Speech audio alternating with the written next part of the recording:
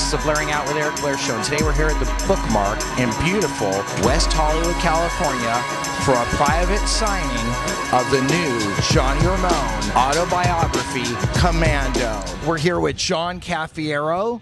And John, tell people how you're involved with the Ramones for those who don't know. Sure.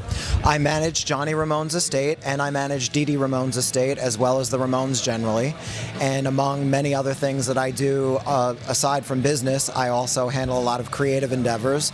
And one of the most recent projects was editing Johnny Ramone's autobiography, which I'm extremely proud to have the honor to do.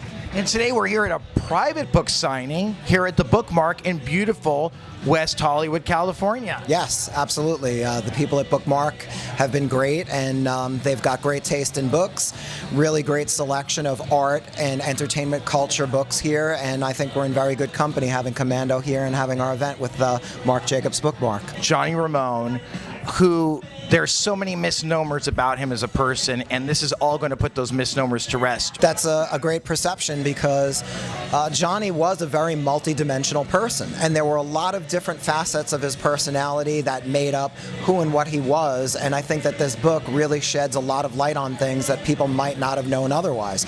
Yeah, Johnny was very tough, but he had to be tough. If he wasn't, the Ramones would not have been the band that they are, and they would have never persevered and became the legend and the legacy that they are in rock and roll history. John, what is the hardest part about editing something like this that you're actually so close to?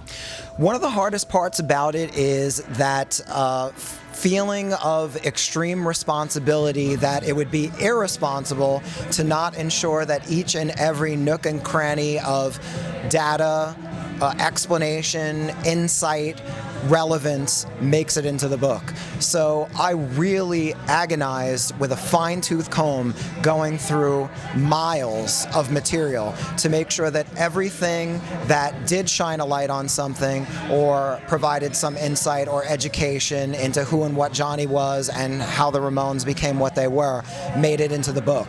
And it was an enriching experience, and I think that the proof is in the book itself. I think that you learn a lot, and but in answer to your original question, yeah, that was one of the most difficult things, is wanting to make sure that everything worthwhile that Johnny left behind made it into the book, and I feel that I really achieved that. How much did you have to cut out of the book? Were there things in there that just you felt like weren't relevant, or how does that work?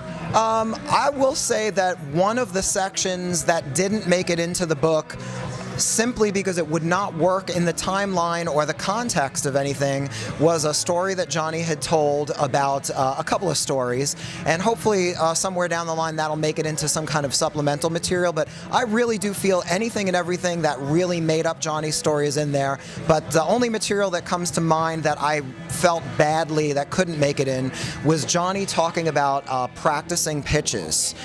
There was a period of time when Johnny and Linda were living in New York, and Johnny would make Linda go with him to a parking lot that would be closed after hours to practice pitching, because Johnny would want to keep his pitching up and his pitching in shape. And I thought that was a really interesting story. And there was also a story that didn't make it into the book about in the mid-1980s, during the Too Tough to Die Animal Boy era, the Ramones would play stickball during the little break in between sound check or shows. If they were pulled into a venue and there was a big parking lot, like one that would come to mind would be the Key Club. I don't know that they did this at the Key Club, but imagine the parking lot at the Key Club. The Ramones pull in, their equipment's being loaded, everybody's got free time, and the band and the road crew would play stickball against each other. And Johnny would pitch and would blow everybody away because he was a real fantastic pitcher. In fact, Tommy has said that back in the neighborhood before the Ramones, when you would see Johnny pitch, that his fastball was just something that could knock you down, and that he applied that mentality to his guitar playing, and I think it shows. One of the other bonuses that we've heard about this book is that there are rare photos that nobody has ever seen before. Is this true? Yeah, absolutely. In fact, I personally went through over 3,000 images to cherry pick the best images that we had. I had acquired on Linda's behalf libraries of archival photos of the Ramones and early days in Johnny's career, and then Linda had obviously the archives of all of her personal photos and Johnny's childhood photos.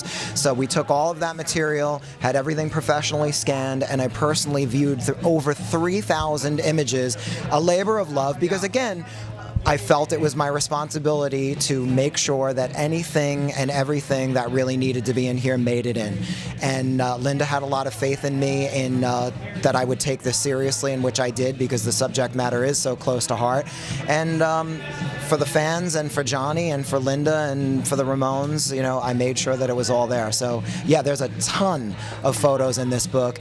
And one of the things that I wanted to do that Linda really liked and encouraged was I felt that having a duality of both a text-driven book and a visually appealing book that you could flip through and enjoy from a visual perspective would be a great sense of duality, and I think we achieved that. So after going through 3,000 pictures of Johnny Ramone, how did you decide that this was going to be the cover of Commando? I think we kind of decided this was going to be the cover from day one. This was actually one of the first photos that we had acquired for Johnny Ramone Army, and Linda and I always call this the iconic shot. And it really is. It's one of the most iconic shots of Johnny in action. It was taken by Danny Fields, who was the band's first manager. Well, actually, Danny was the band's second manager. The band's first manager was Tommy Ramone.